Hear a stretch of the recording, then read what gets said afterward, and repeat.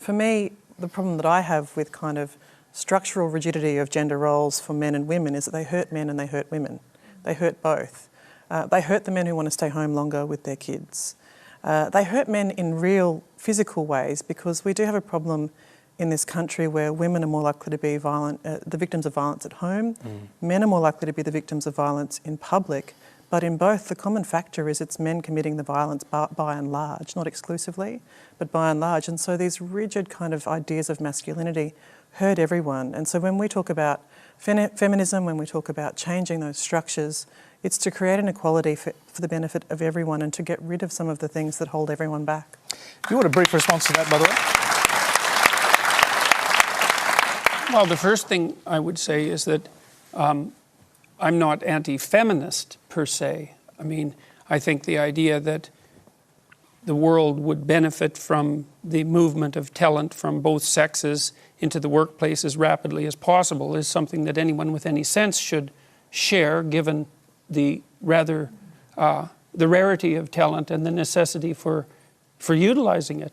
I do stand by my original statement, though, that there's a brand of more radical feminism that insists that our culture is best characterized as an oppressive patriarchy, and I think that, first of all, that's an appalling sociological doctrine, and I think it has very negative psychological effects. And they won't be limited to men, because if it's true that there's something toxic, let's say, about masculinity per se, what that will inevitably mean is that as women adopt more masculine roles, traditionally, what is that toxicity somehow going to go away? But that's a straw man, because no one says there's anything toxic about masculinity per se. What do you mean no one says that? The term exists. No. How is that a straw man? Well, where did the term come from? It's a phrase that's used about forms of masculinity that are harmful to men and women. It's not about masculinity per se. You must know that. I read the American Psychological Association guidelines for the treatment of boys and men, and I know perfectly well that this is no straw man. And it's not only devoted towards what you might describe as the more aggressive ends of masculine behavior. It's aimed at masculinity in a much broader range of. There's a much broader range of accusations that are under the surface than that. And so I don't see in what way at all that it's a straw man. I'm just going to pause that argument for a second. I am a very strong proponent of more liberal women in Parliament as well, because I think, I mean, obviously not at the expense of our women. Sure. But I think that once we do have all of the parties becoming more equal, then it'll be a more respectful place, because people will have more of an opportunity to understand where each other are coming from. I'd like to go back in a minute to our questioner, Ulysses, if he's there. But Jordan, go ahead. Well, I think we don't address a lot of this systematically. We talk a lot about equality, but there's various forms of equality. There's equality of opportunity, which we discussed briefly, which I think is a very admirable goal. And then there's equality of outcome, which I think is I think it's a totalitarian impossibility, and I think it's often conflated with equality of opportunity. Equality of outcome, of course, is the doctrine that every occupation should be occupied by people in precise proportion to their proportionality in the population. So quotas in politics, for example, or quotas in business as to how many women should be on boards, how many women should be politicians, that's what you're talking about. Yes, quotas on the basis of group identity. Thanks your petition out there. The next question comes from Taryn Batten. This is a question for the panel, but mostly for Jordan Peterson. Do you believe that a stay-at-home full-time mother is adequately valued in today's society? As a stay-at-home mother myself, I don't feel valued by wider society, as most of what I hear focuses on women getting back to work as soon as possible. And you don't hear anything about the benefit of staying home and the benefit for the children. Jordan Peterson, start with you.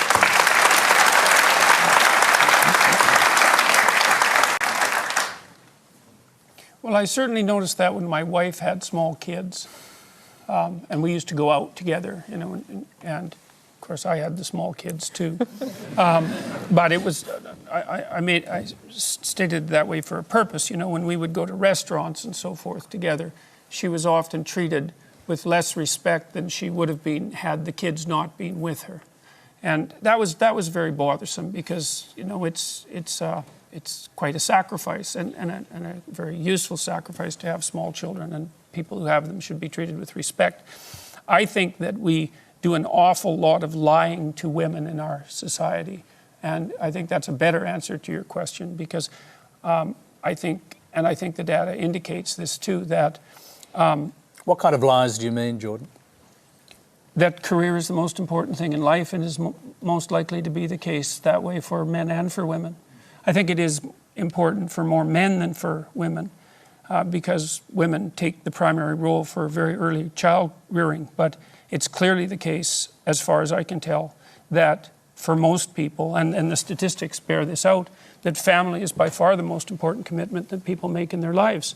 And I think we lie to 18 to 19-year-old women non-stop, especially in universities and educational institutions. That's a minute, by the way, sorry. By telling them that career is going to be the fundamental purpose, give the fundamental purpose to their life. And for most people, that's simply not the case, nor should it be. Terry Butler, going straight to the question. But one of the great things about being a feminist is that you want everyone to be valued for the inherent dignity that they have as a human being. It's pretty similar to something that Jordan said earlier, of course, and I sometimes think that in these debates we're arguing about things from different perspectives without really understanding each other's perspectives. So can I say this? I think at the same time as saying that perhaps we lie to women, and I don't accept that, of course, but to go back to the question of what's the difference between toxic masculinity and masculinity, it's toxic masculinity to tell boys that they must be providers, that it's somehow weak to stay home with the kids, that the men who take a year off to look after children in early childhood are somehow lesser than men who are out there aggressively fighting for their career. These strict gender-based roles damage everyone. Martin Luther King's dream was that there would come a time when people would not be judged by the colour of their skin but by the content of their character. How is today's identity politics consistent with that vision? Jordan Peterson. Well, I don't think it's consistent with that vision at all. I mean, the problem I have with identity politics as a mode of philosophical apprehension is that it's predicated on the idea that the appropriate way to classify people is by their group identity, in whatever fragmentary formulation that might take, in the multiplicity of ways that people can be divided into groups. And the classical postmodern, and I would also say Marxist way of viewing the world, even though those two things shouldn't be allowed together, they tend to be, is that group identity takes priority over individual identity, and I think that's precisely the opposite of what Martin Luther King was hoping for and working for. And I think it's unbelievably dangerous, partly because when you assume that people should primarily be identified by their group, then you can also attribute group guilt to them by their group. And then things go downhill very, very rapidly. And we've had no shortage of evidence of that sort of thing happening, say, throughout the 20th century. Are there particular groups that you are more concerned about than others? For example, the Liberal Party, as Terry Butler said earlier, is a group. Are there groups that you think are more dangerous? There isn't a problem with groups. The problem is with assuming that the fundamental way that you should categorize people is with their group identity. Obviously, we all belong to groups. The issue is whether or not the individual identity is primary and the group identity is secondary, or the group identity is primary and the individual identity is secondary. If you're a proponent, for example, of equality of outcome, of quotas, then you de facto accept the proposition that it's the group identity that is primary, and there's all sorts of dangers that are associated with that far outweigh whatever good you're likely to do. Okay, or maybe you just... Go ahead.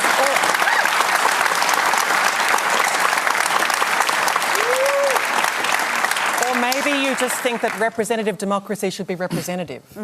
Maybe you just think that women should be equally represented in the decision-making fora of our nation. Maybe that's really just about having proper equality in a body that's meant to be representative. Well, I do believe that women should have... I don't understand your question, I guess. I guess you don't. That's pretty obvious, unfortunately. Well, how about if you phrase it more clearly, instead of just insulting me?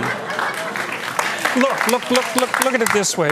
Let's talk about quotas for a minute. So there's a very wide array of jobs that are fundamentally done by men. So, for example, Member of Parliament, the Liberal Party. 99.9% I'm of sorry, Alex, I'm going to bricklayers. stop sledging you now, I promise. I'm happy to give my minute to Jordan. 99.9% of bricklayers are men. Should we have quotas for women? Is bricklaying representative democracy? That has nothing to do with the question. The question is if there's evidence of structural inequality and oppression because women aren't precisely represented at 50% in all professions at all levels, then why don't we have a conversation about having women represented in all professions at all levels? Why do we talk about the C-suite, for example? Why do we talk about politics and positions of power? Why don't we talk about it across the board? Okay, we're so talking about let's just politics, pause and... Yeah, but that's because it's power. You pose a question to Terry Butler. Go ahead and answer it. Then we'll hear from the other panellists. His question to me. Well, yeah, if you'd, about like, bricklayers. if you'd like to answer the question about bricklayers. There's nothing wrong with bricklayers. Why there are no Of course quotas in there's not. It's just... I think you were trying to draw a distinction between bricklaying and running the government. And I was suggesting that a representative democracy should be representative. That was the point I made. And I don't think... Representative of it by quota? Well, sure, if that's what it takes. I mean, Yeah, it's well, worked that's for us. exactly what you would say. But you know, I can That just means a dreadful strategic inadequacy on your part. Really, I'm we're like- terribly The Liberal dreadful Party steered away from inadequate. quotas, I'm loath to interrupt and this. the women but, are steering away from the I'm Liberal actually Party. quite enjoying this. I'm loath to interrupt. I'm really Well, no, enjoying they have it. Tell us quotas for more the about National them. Party and This for the is assault. state. This is assault on the Liberal Party from people that don't care about us at all and are our political I enemies. care. It's Oh, we often deeply care. Quite mystifying. But the absurdity of the position that Terry puts in this quota-based argument over time, it is a reductive, absurd argument. It's like saying no women vote for men and no men vote for women. It is not true. People vote and seek for the best person to represent them in Parliament. So quotas, you say quotas are a fabulous thing in the Labor Party because they've helped you meet a target. But there may be a day in our Australian Parliament, and it'll probably come sometime, where we have 75% women in the Parliament. That won't be a problem to me. Do you mean in 300 years' time when you guys finally get some women there? It won't be a problem if that occurs that way, and it should occur that way if that's what people want. Okay, let's... Thanks, Tony. This is for Jordan initially.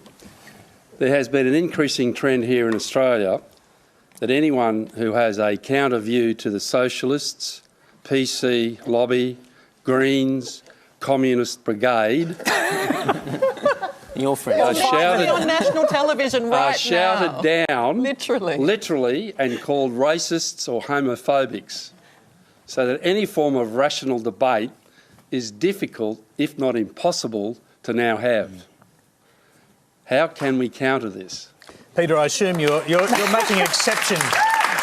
You're making exception for Q&A, I dare say, because we are having that debate as we speak. And I haven't been shouted down. There you go. So, you're making progress, Tony. Jordan Peterson.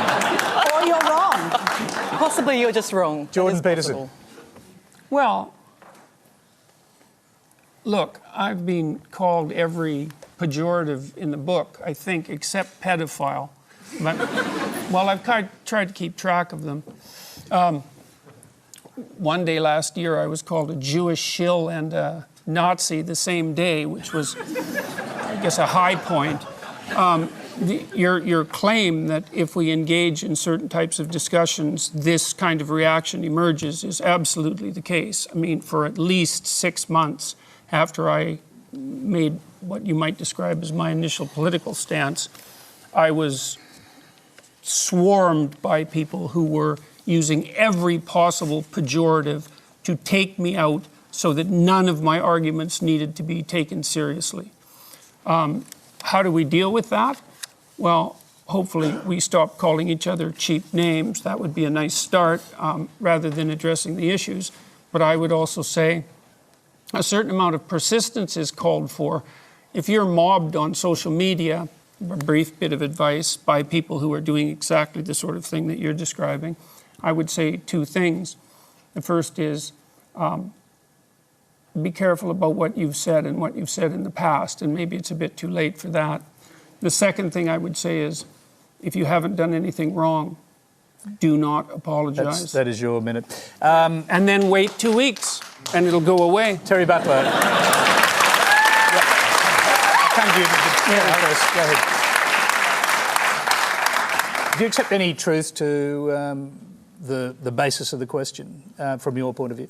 I mean, my job is I go and hear different points of views all the time. All I hear is debate. All I hear is people with different opinions. I just don't accept that you can't have an opinion in this country without being shouted down. I mean, it just seems so silly. We've had a number of right-wing people come to this country, and then they've had their venues targeted.